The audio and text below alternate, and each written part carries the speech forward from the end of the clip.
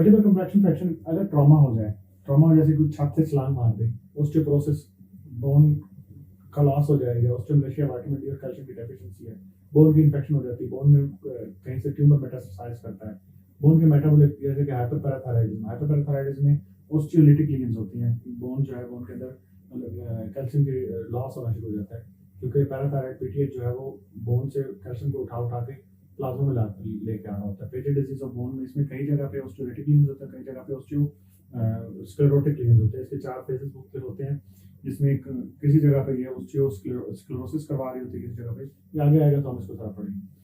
तो इसकी 2 तरह के हो सकते हैं।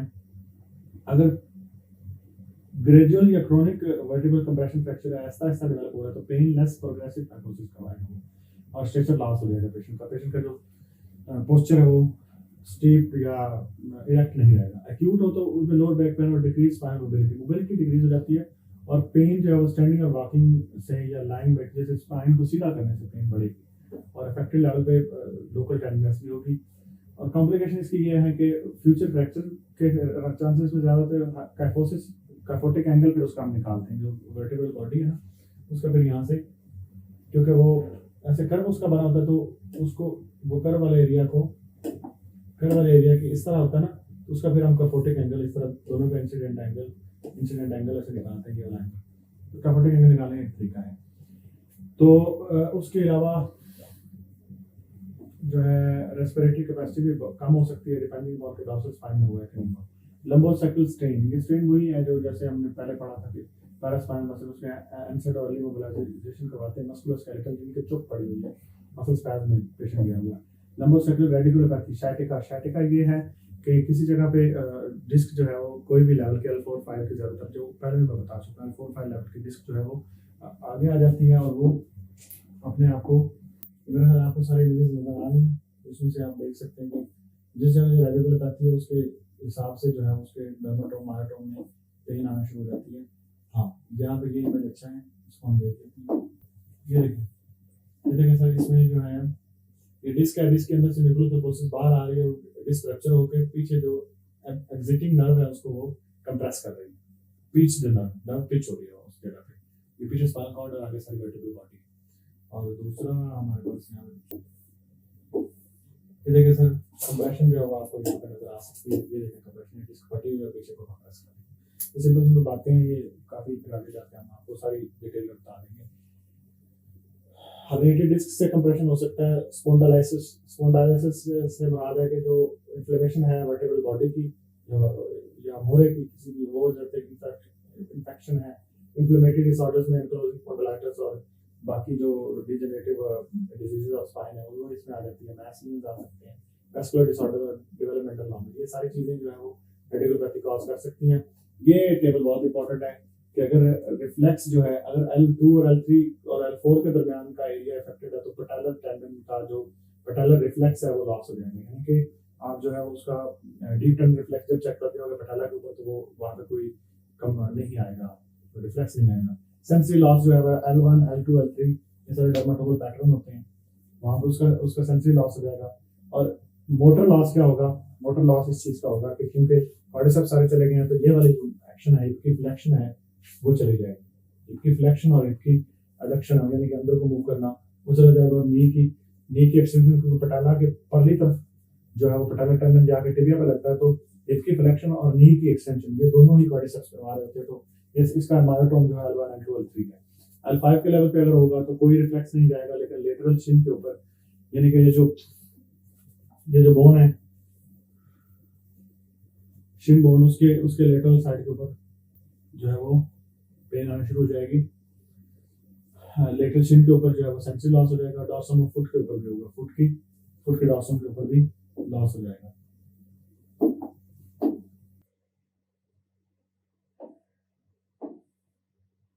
ये इमेज को और से देखें और ये इमेज को और से दोनों को देखें, ठीक है। ये आपको सेंसरी डर्माटोम्स बताएंगे और ये मायोटोम्स बताएंगे। तो ये L2, L3 ये फ्लेक्शन करवा रहा है और एक्सटेंशन है डी जॉइंट करवा रहा है, और ये सारी चीजें आप इसको गौर कर लें। और यहाँ पे आप देखते चले जाएं कि जो L5 है उसमें फुट की डॉर्सिफ्लेक्शन, इन्वर्जन अंदर की तरफ फुट को ऐसे करना, फुट को बाहर की तरफ लेके जाना, यानी कि टिबियालिस एंटीरियर और पेरोनियस टर्शियस दोनों जो है वो एंटीरियर कंपार्टमेंट L5 से रूट होते हैं। और टो की एक्सटेंशन जो है, यानी कि जो बिग टो है उसकी इस तरह की एक्सटेंशन जो है वो भी एक्सटेंसर हेल्यूसिस जो डिजिटल करवा रहा होता है वो भी इससे होता है, L5 से होती है। S1 जो है पोस्टीरियर काफ, यानी कि ये जो पीछे वाली साइड है S1 ये है सारा, इससे S1 रूट होता है ये वाला, ठीक है। तो ये पीछे वाली जो साइड है वो उसकी उसका जो एक्लीज टेंडन है वो इफेक्ट हो जाएगा इस जगह से, एक्लीज टेंडन। उसका जो सेंसरी लॉस है वो पोस्टीरियर काफ और सोल ऑफ द फुट है, काफ का पोस्टीरियर हिस्सा और सोल फुट का, ये सारा जो है ये आप देख सकते हैं, ये वाला एरिया जो है ये सारा S1 का एरिया। और एक्लीज टेंडन S1 से चला जाता है, इससे एक्लीज टेंडन क्या करता है, हिप की एक्सटेंशन ग्लूटेस मैक्सिमस के थ्रू करवाता है ये वाली, और फुट की प्लांटर फ्लेक्शन भी, फुट की इस तरह की जो मूवमेंट है वो भी वो करवाता है। S2 S3 से पेरिनियम क्लॉज है जो फीकल इनकॉन्टिनेंस सेक्सुअल डिस्फंक्शन हो जाता है। S2 S3 से जो सैडल एनेस्थीसिया होता है जो फीकल इनकॉन्टिनेंस के साथ सेक्सुअल डिस्फंक्शन भी हो जाता है, इरेक्टाइल डिस्फंक्शन भी हो जाता है। लंबोसेक्युलर स्पाइनल स्टेनोसिस, ये मैं पिक्चर आपको दिखा चुका हूँ, जैसे डिस्क जो है वो यहाँ से बल्ज होती है, बल्ज होते होते तो वो फिर ये रेडिकल जो यहाँ से निकल रहा है इसको कंप्रेस करती है और नैरोइंग करवा देती है। डीजेनरेटिव आर्थराइटिस होता है, ये इसमें प्रेजेंटेशन लोअर बैक पेन के साथ और एसएलआर पॉजिटिव होता है। डाउन हिल जब झुक के बंदा जब नीचे को बंदा तो उस तरफ एक्सटेंड होकर नीचे जाता है, तो डाउन हिल वॉकिंग से इसकी पेन इंक्रीज होती है, और अप हिल वॉकिंग पे झुक के हम ऐसे ऐसे करते हैं तो अप हिल वॉकिंग से इसकी पेन जो है फॉर्मर से बेहतर हो जाती है। शॉपिंग कार्ट सिंड्रोम भी इसको कहते हैं, तो कार्ट को बराबर रख के आप चलते हो तो फिर पेन बेहतर हो जाती है। वर्टिब्रा की अगर लंग, ब्रेस्ट, प्रोस्टेट, थायराइड और किडनी, ये मैं पहले आपको बता चुका हूँ, ये सारे मेटास्टेसाइज करते हैं। इसके रिस्क फैक्टर ये है कि नॉन मैलिग्नेंसी अगर किसी को हो, उसकी हिस्ट्री हो तो फिर उसके अंदर मेटास्टेसिस को आप हाई रिस्क ऑफ सस्पिशन देंगे और उसको ज्यादातर रूल आउट करने की कोशिश करेंगे। पेन कांस्टेंट रहेगी और नाइट में बस करेगी। नाइट में पेन अगर बस करती है, ब्रेन स्पाइनल कॉर्ड का ट्यूमर हो सकता है, इसके अलावा कोई चीज आपने गौर नहीं करनी, ठीक है। जिसके बाद फिजिकल एग्जामिनेशन में पॉइंट टेंडरनेस आपको मिलेगी उसी जगह पर जहाँ पे ब्रेन को मेटास्टेसाइज किया उसने। इमेजिंग इंडोर पेन के लिए जो इंडिकेशन है, एक्सरे तब आपने करवाना है जब आपको बोन की कोई ना कोई डिफॉर्मिटी, जैसे मेटास्टेसिक बोन है, वेज फ्रैक्चर है बोन का, और एंकिलोजिंग स्पॉन्डिलाइटिस में एक्सरे मैं आपको बताया कि सेक्रोलिक जॉइंट देखना और बैम्बू स्पाइन देखनी है तो एक्सरे आप उस वक्त करवाते हैं। एमआरआई कब करवाते हैं, जब आपको न्यूरोलॉजिकल कोई ना कोई प्रॉब्लम मिले, न्यूरोलॉजिकल डेफिसिट मिले, सेंसरी मोटर लॉस मिले, कार्डियक सिंड्रोम मिले, या आपको ये सस्पेक्टेड हो कि एपिड्यूरल एब्सेस या एपिड्यूरल इन्फेक्शन या हेमाटोमा है तो, या ड्रग अब्यूज है, तो उस सारी चीजों में आपको ये मिल सकता है। और रेडियोन्यूक्लाइड बोर्ड स्कैन उस वक्त करवाते हैं जब आपको एमआरआई इंडिकेटेड है लेकिन उसको हार्ट में कोई मेटालिक स्टंट डले हुए हैं या उसको जो पेसमेकर में मेटालिक रखे हुए हैं, कुछ ऐसी चीज है जिसमें जब एमआरआई कॉन्ट्राइंडिकेटेड है तो फिर आप जो है वो रेडियोन्यूक्लाइड बोर्ड स्कैन करवा लेते हैं, उसी का ही वो सारी वही चीजें बताता है जो एमआरआई बताता है। Red flag fracture of lower back, इसमें वो है कि कैंसर की हिस्ट्री है या नॉक्चुरल पेन है तो सडन ऑनसेट की अगर पेन आएगी तो इसका मतलब है कि आपने इसको रेड फ्लैग समझना है, यानी कि उसका मतलब ये है कि कोई यकदम हेमाटोमा बना है जो स्पाइनल कॉर्ड को कंप्रेस कर रहा है या नर्व्स को कंप्रेस कर रहा है, कॉर्डाइक वेना को कंप्रेस कर रहा है, या फिर कैंसर जो मेटास्टेसाइज हुआ है वो कर रहा है, या फिर कोई एब्सेस बनी है वो मेटास्टेसाइज कर रही है। अगर आपको फीवर और अनएक्सप्लेन्ड वेट लॉस मिल रहा है तो फिर आपने उसको ट्यूमर के तौर पे सजेस्ट करना है ब्रेन का, बोन का या स्पाइनल कॉर्ड का, तो फिर भी आपने इमेजिंग जरूर करवानी है, ये उसके रेड फ्लैग साइन है। ट्रॉमा हुआ है तो जाहिर है ट्रॉमा के तौर पर पूरा वो है कि सिटी सर्वाइकल स्पाइन कब करवाना होता है, तो सारी चीजें उसमें मेंशन्ड है, ठीक है। न्यूरोलॉजिकल डेफिसिट अगर आपको मिले तो फौरन करवाना है। स्पाइन इन्फेक्शन का अगर रिस्क ज्यादा है तो फिर आपने फौरन एमआरआई करवाना है, इमेजिंग करवा के फौरन रूल आउट करना है। एमआरआई स्पाइन की इंडिकेशन क्या है, progressive sensory motor deficits, cauda equina syndrome, epidural abscess, ये बता चुका हूं मैं। कार्पल टनल सिंड्रोम ये होता है कि ये जो कार्पल टनल है इसके अंदर आप देख लें कि ये ट्यूबरकल ऑफ टेपिजाइड है और एक तरफ से स्केफाइड है। देखें इसका जो निमोनिक होता है, she looks too pretty, try she looks too pretty, she scaphoid, lunate, triquetrum trapezoid और फिर ट्राई टू कैच हर, ठीक है। वो उस तरह सारी बोन्स होती हैं और यहाँ से पिजिफॉर्म, इस तरफ से स्केफाइड से लेके पिजिफॉर्म तक और इस तरह से ट्यूबरकल ऑफ ट्रेपेजियम से लेके यहाँ पर जो है हुक ऑफ हेमेट तक, ये सारा जो है ये क्या होता है जी, ये लगा होता है, एक थिकनिंग होती है डीप फेशिया की, उसके नीचे से मीडियन नर्व गुजर रही होती है, उसके नीचे से प्रोफंडस के और सुपरफिशियलिस के टेंडन भी गुजर रहे होते हैं, जो फ्लेक्सर डिजिटोरम होते हैं उनके टेंडन भी गुजर रहे होते हैं और उसके साथ ये भी गुजर होता है। तो इसकी जो सुपरफिशियल नर्व है वो पहले ही यहाँ से निकल आती है और बाकी ये डीप इसके जाते हैं। तो इसमें बेसिकली यहाँ पे पहले नहीं निकलती, सेंसरी भी उसी के साथ ही जा रही होती है, वो अल्वन नर्व के ग्राम कनाल सिंड्रोम के साथ मैं मिक्स कर गया हूँ। आप याद रखें यहाँ से जब मीडियन नर्व नीचे से जाती है उसका सेंसरी और मोटर दोनों पार्ट नीचे जाता है। हाइपोथेरार एमिनेंस अगर एट्रोफी हो जाए और 3.5 डिजिट का सेंसरी लॉस हो जाए और मोटर लॉस और क्लॉ हैंड बन जाए, क्लॉ हैंड ये होगा कि अगर यहाँ पे इंजरी होती है तो इंट्रिंसिक माइनस हो जाएगा, यानी कि इंट्रिंसिक मसल जो है वो काम नहीं करेंगे, तो एक्सट्रिंसिक मसल जो बाहर वाले हैं वो ओवरवेलमिंग हो जाएंगे और इसको ऐसा क्लॉ बना देंगे। इसको कहते हैं मीडियन का क्लॉ। मीडियन का क्लॉ ये होता है कि अगर आप बाजू खोलना चाहते हो तो ये इसको खोल नहीं पा रहे, आपको जोर लगा के खोलना पड़ रहा है, क्योंकि ये वाले जो है वो पावरफुल मोर मसल्स होते हैं जो फिर इसको सुपर इम्पोज कर जाते हैं। ठीक है, तो ये इसके कॉजेस क्या होते हैं, या तो लोकल टिश्यू का, यहाँ पे आर्थराइटिस रोमेटॉइड, कुछ जो बोन्स जो है वो ऐसे डिफॉर्म हो गई हैं, उन्होंने जगह कम कर दी और कंप्रेशन हो गई मीडियन नर्व की। दूसरा ये हो सकता है कि अमाइलोइडोसिस हुआ है, किसी तरह का अमाइलोइडोसिस, चाहे वो किडनी वाला है, रोमेटॉइड आर्थराइटिस वाला है, एसएलई वाला है, या जो मल्टीपल माइलोमा वाला है, तीनों किस्म के जितने भी अमाइलोइडोसिस है वो इसके अंदर अमाइलॉइड डिपॉजिट करते हैं और उसकी वजह से जगह कम होती है और फिर कंप्रेशन हो जाती है मीडियन नर्व की। यहाँ पे हमने सीकेडी का मरीज डायलिसिस पे डाल रखा है, डायलिसिस से जब यहाँ पे फिस्टुला इसके करीब बना हुआ है उससे फ्लूइड ट्रिकल करता है, उसमें एडिमा करवाता है, वो हो जाता है इसमें। हाइपोथायराइड में जो इसके अंदर जो है वो फ्लूइड इसमें जो है गैग्स और बाकी सब चीजें डिपॉजिट होना शुरू हो जाती हैं, उसके जरिए से जगह कम होती है, तो ये कंप्रेशन हो जाती है। इन सारी चीजों को आपने रूल आउट करना है। ठीक है, स्वेलिंग ऑफ फ्लेक्सर टेंडन्स हो सकती है, fibrosis oedema of surrounding tissue, extended deformity हो सकती है किसी तरह की, जैसे ट्रॉमा मैंने आपको बताया कि बोन की डिफॉर्मिटी हो जाती है। पैरेस्थीसिया पेन सेंसी लॉस के साथ पेशेंट 3.5 डिजिट के साथ प्रेजेंट करता रहा। ठीक है जी, ये देखें ओबेसिटी, मोटापा, प्रेगनेंसी में भी सॉफ्ट टिश्यू डिपॉजिट होता है, डायबिटीज में भी सॉफ्ट टिश्यू, हाइपोथायराइड में प्रेगनेंसी, डायबिटीज, हाइपोथायराइड, ओबेसिटी और रूमेटॉइड आर्थराइटिस डिजीज में हेमोडायलिसिस करवा रहे हैं। पेन, प्रेसिडेंट मीडियम और सीवियर डिजीज में weakness of thumb and position हो जाती है, atrophy of thenar eminence severe disease. Nerve conduction studies का investigation of choice and nerve conduction study करवाते हैं, यहाँ पे एक सुई लगाते हैं, यहाँ पे एक सुई लगाते हैं और फिर यहाँ से करंट दे के चेक करते हैं कि यहाँ पे आया है कि नहीं आया। अगर करंट यहाँ से ट्रांसमिट होकर वहां पे पहुंच जाए इसका मतलब नर्व ठीक है, अगर नहीं पहुंचे तो नर्व कंडक्शन स्टडी खराब है। रिस्ट को स्प्लिट करना है, यानी कि उसको ऐसी पोजीशन में लेके आना है कि नर्व के ऊपर कंप्रेशन कम हो जाए। ग्लूकोकार्टिकॉइड का इंजेक्शन देके यहाँ पे जितनी स्वेलिंग या एडिमा या टिश्यू की इन्फ्लेमेशन हो रखी है उसको कंट्रोल करना है। सर्जरी उस वक्त करनी है जब आपको आपने बोन्स को ठीक करना होता है, या आपने आपको पता है कि यहाँ पे कोई बोनी डिफॉर्मिटी है या कोई ऐसी चीज है, या फिर उसमें सर्जरी आप ये करते हैं कि सिंपली जाके आप जो उसके ऊपर वाला जो फ्लेक्सर रेटिनाकुलम है जो मैंने आपको ऊपर दिखाया था उसको फ्लेक्सर रेटिनाकुलम कहते हैं, उसको काटते हैं। काटने के बाद वो पूरा डिकम्प्रेस हो जाएगा और नर्व ठीक करना काम शुरू कर देगी, बशर्ते कि आपने अर्ली उसको इंटरवीन कर लिया है, बहुत देर नहीं लगाई। इसमें फेलन साइन और ये टीनल साइन दोनों पौधे। टीनल साइन ये है कि अगर आप इसको के ऊपर यहाँ पे ऐसे करेंगे तो ठीक है, आप टैप करते हैं, टिंगलिंग सेंसेशन फील होती है। और ये वाला फिल्म साइन उससे क्या होता है कि ये 90 के एंगल पे दोनों आ जाते हैं। जिस साइड का आपका मीडियन नर्व की कंप्रेशन होगी उस साइड पे आपको यकदम से पेन बहुत ज्यादा फील होगी, क्योंकि इस एंगल में जो नर्व की कंप्रेशन है वो एकदम से एग्रावेट हो जाती है, तो ये तो फेलन साइन इसको कहते हैं। Median nerve injury due to brachial artery cannulation.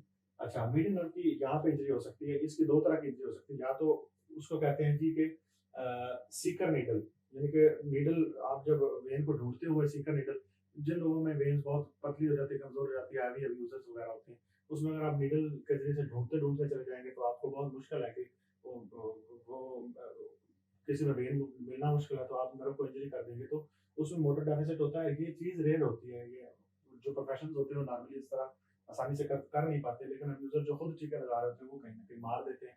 और उसमें सेंसिटिव डेफिसिट जो होता है वो परमानेंट होता है कंप्रेशन। लेकिन जो कॉमन कॉज है वो इसका ये होता है कि प्रोसीजर के बाद जब हीमाटोमा बनता है, हीमाटोमा का कंप्रेशन होता है, यानी कि आपने वो आईवी लाइन ली उसके बाद काफी सारा फ्लूइड लगा दिया तो वहाँ हीमाटोमा बनाया, या वो सही तरह से अंदर नहीं गया, वो उसको ब्रेक किया और आपने पोस्टीरियर वॉल को ब्रेक करके मतलब वहाँ हीमाटोमा लोकल स्वेलिंग से हुआ, तो ओनली सेंसरी डेफिसिट होता है। और ये कॉमन मोस्ट कॉमन होता है सेंसरी डेफिसिट होता है, और जैसे डिकम्प्रेस होता है जैसे वो वहाँ से स्वेलिंग वगैरह हटती है तो वो नॉर्मलाइज हो जाता है। क्ला एंड हेमेटो डिफॉर्मिटी, ये वही सारा मैं पहले जो बता चुका हूँ, ये सिफिलिस में, अपने में डायबिटीज में, और भी न्यूरोपैथीज जो भी किसी किस्म की होती हैं उसके अंदर ये जो है क्ला डिफॉर्मिटी, क्योंकि इसके अंदर जो मसल्स हैं वो डिनर्वेट हो जाते हैं, छोटे छोटे छोटे मसल हैं जिसको कंट्रोल कर रहे होते हैं, फिर ये हाइपर एक्सटेंड और ये हाइपर फ्लेक्स हो जाती है, तो इसको क्लाटो या हेमेटो डिफॉर्मिटी कहते हैं। हाँ, या इसमें क्रोनिकल इल फिटिंग शूज, क्योंकि प्रॉपर रिसेप्शन ठीक नहीं होती ना पेशेंट की, तो वो इल फिटिंग शूज को बॉदर नहीं करता, तो वो क्लॉ बना बैठता है, डायबिटिक पेरिफेरल न्यूरोपैथी नहीं होता है। ठीक है जी। उसके बाद हमारे पास आ गया रनिंग इंजरीज और फुट एंकल्स। रनिंग इंजरी में स्ट्रेस फ्रैक्चर, अगर आपने इंसिडेंट ऑनसेट और मेटाटार्सल या नेविकुलर बोन का आप स्ट्रेस फ्रैक्चर करवा लेता है, abrupt increase in intensity of training, poor running mechanics, female with eating disorder, इन सारे लोगों में ईटिंग डिसऑर्डर वाले, बिंज ईटिंग वाला, जो क्योंकि वो ऑस्टियोपोरोटिक बोन उसकी होती है ना, तो उसको एकदम से स्ट्रेस फ्रैक्चर को करवा बैठती है। प्लांटर फिशियाटिस ये है, जैसे मैं खड़ा हूँ घंटों तक, हम न्यूरोसर्जन होते हैं या कोई लोग खड़े खड़े काम करते हैं, तो प्लांट के अंदर जो आपका होता है ना, हाँ जी ये देखेंगे प्लांटर फेशिया है, इस फेशिया के अंदर जो इन्फ्लेमेशन समटाइम हो जाती है, तो इसको हम प्लांटर फेशियाटिस कहते हैं। प्लांटर फेशियाटिस का यही हॉलमार्क साइन है कि उसको आप रेस्ट दो और फिर उसके बाद इंडेंशन डीएस, और उसके बाद इसको नरम जूता पहना, इसको कहें कि मेमोरी सोल वाला या फॉर्म वाला जूता पहन के रखें, और कंजर्वेटिव ट्रीटमेंट है इसका, एंटीइन्फ्लेमेटरी, इंडेंशन डीएस वगैरह कभी कभार दे सकते हैं। बाकी इसको यहाँ से टोज को पकड़ के ऐसे पुल करेंगे तो यहाँ से पेन जो है वो इलिसिट हो जाता है, और heal pen weight bearing areas पे, जो उसके आर्चेस में जो वेट बेयरिंग एरियाज वहाँ पे इसको पेन महसूस होती है। ये सारा इसका रॉकेट साइंस है, और इसमें कोई भी ऐसी बड़ी बात नहीं है। और सरफेस ऑफ हील के ऊपर पेन है। एक्लिस टेंडनोपैथी आगे भी मैं आपको पढ़ाऊंगा। तो टेंडनोपैथी है कि 4 सेंटीमीटर या 2 से 6 सेंटीमीटर ऊपर जो है ना, एक्लिस टेंडन के इंसर्शन के ऊपर आपको पॉपिंग साइन होती है, टेंडरनेस फील होती है, और वो समटाइम्स अगर वो कटा हुआ नहीं है तो वो जो है उसके अंदर आपको उसका फंक्शन जो है वो लॉस नहीं होता, यानी कि फंक्शन उसका क्या होता है, उसने प्लांटर फ्लेक्शन करवानी होती है फुट की, तो फंक्शन लॉस नहीं होता। लेकिन अगर वो थॉमसन टेस्ट एक होता है, वो अगर उसका वो बिल्कुल लॉस कट गया है अंदर से, किसी तरह कुछ उसकी ऐसी चीज हुई है कि वो पूरी तरह से उसका फंक्शन लॉस हो गया है, तो फिर आप क्या करते हैं, उल्टा लेटाते हैं पेशेंट को, और उसकी जो बेली है यहाँ से पीछे पोस्टीरियर कंपार्टमेंट ऑफ काफ की जो बेली है उसको आप कंप्रेस करते हैं। नॉर्मल पेशेंट में जब आप कंप्रेस करते हैं तो इसमें स्ट्रेच पड़ता है और ये प्लांटर फ्लेक्स हो जाता है, लेकिन उसमें आप फ्लेक्स करते हैं तो इसको कुछ भी नहीं होता, तो ये पॉजिटिव थॉमसन टेस्ट हो जाता है। ये मैं पॉजिटिव थॉमसन टेस्ट नीचे जाकर आपको दिखाऊं। मोटर न्यूरोमा क्या होता है जी? मोटर न्यूरोमा 3rd और 4th डिजिट के दरमियान एक न्यूरल जो है ना वो एग्रीगेशन हो जाती है सेल्स की, और वो जो है पेनफुल हो जाते हैं, उसको आप इलिसिट भी कर सकते हैं। इनके दरमियान आप अगर इसको 3rd और 4th डिजिट के दरमियान अगर दबाएंगे तो पेन इलिसिट होती है, और इसका ट्रीटमेंट कंजर्वेटिव है समटाइम, जिसको आप जो है स्प्रिंट लगवा के रखते हैं और इसको रेस्ट देते हैं तो वो पेन बेहतर हो जाती है। अगर उससे बेहतर नहीं होती फिर आपने इसको सर्जरी करनी है, और जो है इसके अंदर से न्यूरोमा को निकाल के फेंक देना है। टार्सल टनल सिंड्रोम उसी तरह जैसे कार्पल टनल है, इसी तरह यहाँ पे टार्सल टनल होती है। टार्सल टनल क्या चीज है? ये जो medial side of the ankle है उसके ऊपर न्यूरोमा मैं आपको दिखा दूं, ये देख लें अच्छी तरह, ये न्यूरोमा है, इसको आपने पल्पेट करना है, इसके दिमाग से अगर पल्पेट करें तो पेन सेट होती है, और अगर ये कंजर्वेटिव मैनेजमेंट से एंसर्स वगैरह से हील नहीं करता तो फिर आप इसको काट के निकाल देते हैं। और वो जो है टार्सल टनल है,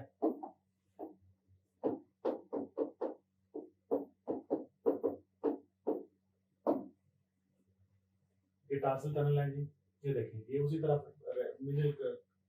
मीडियल मेरिडस से लेके क्लेविकल कैल्केनियम के ऊपर जो है वो ये लगा होता है, और इसके नीचे से ये सारे स्ट्रक्चर गुजर रहे हैं। 4 स्ट्रक्चर इसके नीचे से गुजर रहे हैं, जो मैं गिन के आपको बता देता हूँ। ये देखें, टिबियल आर्टरी गुजर रही है, पोस्टीरियर टिबियल टेंडन गुजर रहा है, और पोस्टीरियर टिबियल नर्व गुजर रही है, और फ्लेक्सर एटलेटस के ऊपर, ये सारी चीजें क्या, नर्व वेसल और आर्टरी, इसके अंदर से नर्व वेन और आर्टरी, और उसके साथ सारे जो टेंडन्स हैं पोस्टीरियर कंपार्टमेंट को उसके नीचे से गुजर रहे होते हैं। उन टेंडन्स की उसी तरह के सारे पैथोलॉजी, जिस तरह ओबेसिटी, हाइपोथायराइड और फिस्टुला वगैरह, डिपेंडेंट एडिमा वगैरह, उन सारी चीजों से टार्सल टनल सिंड्रोम भी होता है, और ये वही नर्व दब जाती है तो प्लांटर सरफेस के ऊपर जो है वो सेंसरी लॉस हो जाता है। और उसके अलावा जो है आपके पास बर्निंग एंड नमनेस आना शुरू हो जाती है। ठीक है जी। तो diabetic neuropathy and food deformities ये बता चुका हूं आपको। कैल्सिंग अल्सरेशन, कैलस बन जाता है उसके ऊपर, और फिर क्योंकि सेंसरी लॉस होता है वो इरोड हो जाता है, अल्सर बन जाता है उसका, जॉइंट की सबलेक्सेशन हो जाती है, शार्क रोडाप्सोपैथी इसकी सारी है। बोटॉन न्यूरोमा जो है ये वही न्यूरोमा 3rd और 4th के दरमियान, इसकी नमनेस और 3rd और 4th के दरमियान पेन फील होगी। फिजिकल एग्जामिनेशन में आपको Mulder sign is positive. Mulder sign क्या होता है? Mulder sign palpation of the 3rd metatarsal Interspace during compression may reveal crepitus. To perform the test, squeeze the forefoot around the metatarsal heads with one hand so that the transverse arch of the foot increases, creating a concavity on the plantar surface of the foot. The other hand can then be used to palpate for any specific tender spots between the metatarsal heads. Neuromas are most commonly found in the space between the used to assess for the ठीक है जी, motor neuroma का moulder sign आपने देख लिया। उसके बाद अब हम देखते हैं प्लांटर fasciitis है। Planter versus with the first step in the morning और अर्ली मॉर्निंग अर्ली डे में पेन ज्यादा होती है, जैसे जैसे आप या फिर अगर कहीं आप छलांग मारे तो एकदम से पाँव के ऊपर वजन पड़ता है तो प्लांटर fasciitis की पेन बहुत ज्यादा होती है। पॉइंट टेंडरनेस है plantar surface of the heel के ऊपर ज्यादातर पॉइंट टेंडरनेस होती है। स्ट्रेस फैक्टर्स का बता चुका हूँ, repetitive activities, abrupt increase in physical activity, vitamin D, calcium का इंटेक कम है, ऑस्टियोपोरोटिक बोन है, या फिर कोई फीमेल ऐसी है जो कि ठीक से विटामिन डी कैल्शियम देती नहीं है, यानी कि उसको एनोरेक्सिया नर्वोसा या दूसरा जो है बुलिमिया नर्वोसा है, तो बुलिमिया नर्वोसा वाला है कि उसकी जो है कैलोरिक इंटेक कम हो जाता है, या कोई बहुत ज्यादा वेट के लिए बॉडी डिस्मॉर्फिक वाली बच्ची है, या कोई एथलीट है तो वेट बहुत कम रखती है, तो फीमेल एथलीट है जिसमें लो कैलोरिक इंटेक होता है और हाइपोमेनोरिया एमेनोरिया वगैरह होता है, तो इसमें जो है जो एमेनोरिया का मतलब ये है कि गोनैड्स जो है वो हाइपोगोनाडिज्म है इसमें, उसका मतलब है कि वो भी ऑस्टियोपोरोटिक उसकी बोन होगी, लो बोन डेंसिटी, ये सारी चीजें जो है वो स्ट्रेस फ्रैक्चर में एकदम से वो कोई काम करते करते कोई छलांग मारे या आगे पीछे, तो पहले फर्स्ट 6 वीक्स के अंदर जो है इसका एक्सरे नेगेटिव आता है। फ्रैक्चर साइड के ऊपर पॉइंट टेंडरनेस हो गई लेकिन फ्रैक्चर नेगेटिव हो गया, तो ये सारे जो हाई रिस्क इंडिविजुअल की पॉपुलेशन है इसके अंदर अगर आपको एक्सरे नेगेटिव भी मिलता है फिर भी वो पॉइंट टेंडरनेस कहीं ना कहीं आपको बोलता रहता है कि मुझे यहाँ दर्द है, यहाँ दर्द है, यहाँ दर्द है, तो आप उसको स्ट्रेस फ्रैक्चर के तौर पे ट्रीट करें और वेट बेयरिंग 4 to 6 वीक्स के लिए उसकी काम करें, उसको रेस्ट दें और ऑर्थोपेडिक सर्जन से उसकी आप कंसल्टेशन करवाएं और बैल यूनियन वगैरह के लिए उसको देख लें। टार्सल टनल सिंड्रोम में burning sensation depending on the planter surface के ऊपर आती है, इसमें भी उसी तरह टेनल साइन है। आपने टेनल साइन के लिए इसका क्या करना है कि मीडियल मेलुलस और कैल्केनियन दरमियान का जो एरिया वहाँ पे उसको ऐसे करना है, हिट करना है, हल्का हल्का लाइट टच करना है, तो आगे आपको नमनेस और उस तरह की जो है टिंगलिंग सेंसेशन महसूस होगी। एक्यूलेट टेंडनोपैथी बता चुका हूँ पहले, एज ज्यादा 60 साल से फीमेल है, बीएमआई ज्यादा है, ओसीपी यूज कर रहे हैं, ओसीपी भी जो है वो टेंडनोपैथी में रिस्क होता है। फ्लोरोक्विनोलोन जो है वो कार्टिलेज का डिसफंक्शन करवाती है, इसलिए बच्चों में हम जो है फ्लोरोक्विनोलोन जो इंट्रायूटेरल में जो माएँ ले लेती हैं उनकी बच्चों के कार्टिलेज डिफेक्ट्स आते हैं। सेसेशन ऑफ ड्रग्स, फ्लोरोक्विनोलोन को रोक दो और एक्सरसाइज और यूज ऑफ अफेक्टेड एरिया के यूज को कम करो। पेस्ट एंसेरिनो सिंड्रोम ये है सरदार गंडा सिंसा, टोरस ग्लैसियस और सेमिटेडिनोसिस, इसके नीचे एक बरसा होता है जो एंट्रोमीडियल साइड ऑफ द टिबिया के ऊपर जाके ये इसको जर्टिस टुबरकल कहते हैं, इसके ऊपर जाके ये लगता है, तो इसके नीचे जो बरसा है इस बरसे की इन्फ्लेमेशन अगर हो जाए तो एंट्रोमीडियल साइड ऑफ नी के ऊपर पेन होती है, इसको हम पेस्ट एंसेरिनो बर्साइटिस कहते हैं।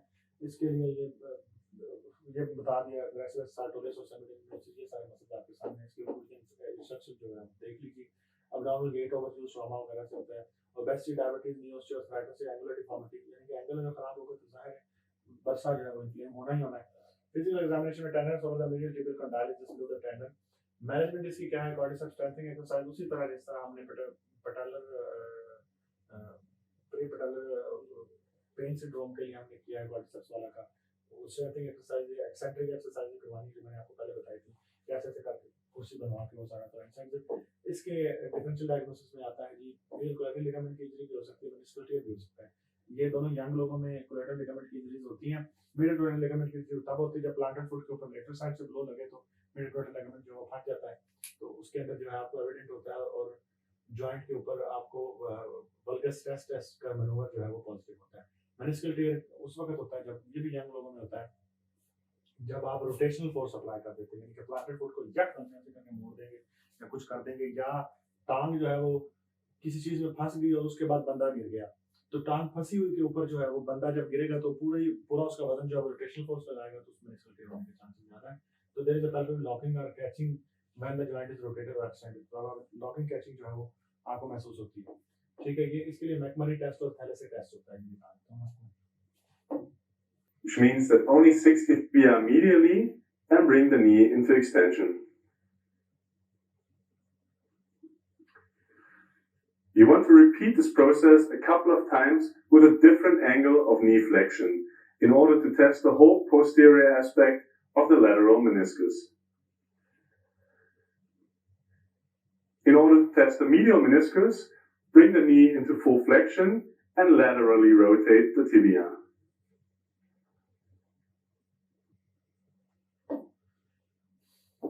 The Thessaly test is used to assess the integrity of the medial and lateral meniscus, specifically testing for meniscal tears. The patient should stand tall on one leg while holding the examiner's hand for support. The examiner instructs the patient to rotate the body and leg internally and externally 3 times with the knee bent at 5 degrees and then at 20 degrees as well. It's recommended to first perform the test on the unaffected sides of the patient. ठीक है जी। उसके बाद है हमारे पास ये है lateral एपिकंडाइलिटिस। ये इसको आप टेंसर एल्बो भी कहते हैं।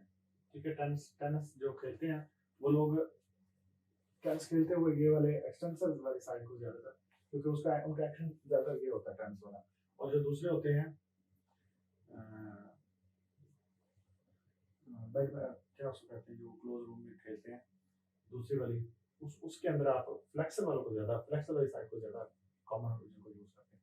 तो टेनिस एल्बो में चूंकि इस तरह मार रहे होते हैं तो इसमें एक्सटेंसिव सरफेस वाले जो है वो रेडियस ब्रेविस और एक्सियल कम्युनिस, इन दोनों का जो इकट्ठा टेंडन होता है उसकी इन्फ्लेमेशन ज्यादा हो जाती है और ज्यादातर यहाँ तक पेन होती है।